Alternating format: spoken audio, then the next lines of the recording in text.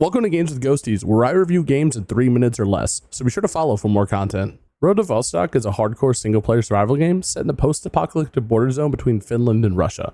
Kinda like Tarkov, but you can pause when the kids need you. The FPS mechanics are punchy and realistic. If you're a fan of Tarkov, Grey Zone, or DayZ, you're gonna feel right at home. And on top of that, you've got a full survival system to manage. Food, hydration, mental and physical health, and even things like your body heat. So it's not just all about the gunfights.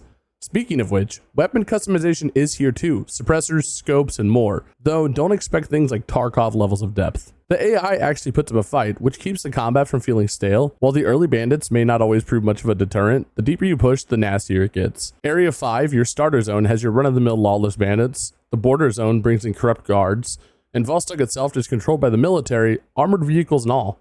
Each zone has its own vibe and stakes. Area 5 is your starter zone. It's relatively peaceful with traders, tasks, shelters, and enough supplies to get you going. The border zone is where it gets real, with crossing points that can be blocked by mines, physical objects, or even waterways that you're going to need a boat to navigate. And finally, if you survive long enough, there's Vostok, the high-risk, high-reward zone.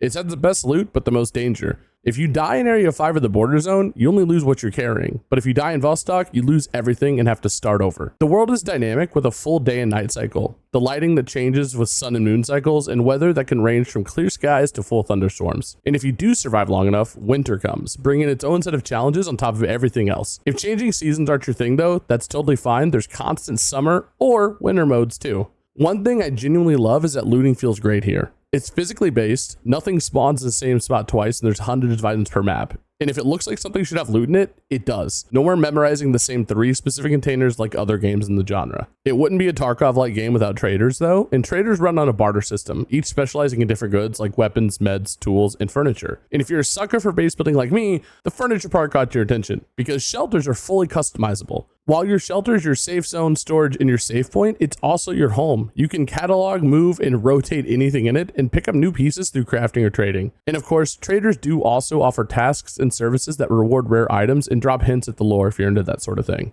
Vostok is a one-man project, and that's genuinely impressive, but there are rough edges worth mentioning. The AI can spot you from an absurd distance and start taking pot shots before you even know they're there. Getting dropped by a Mosin from halfway across the map gets old real fast.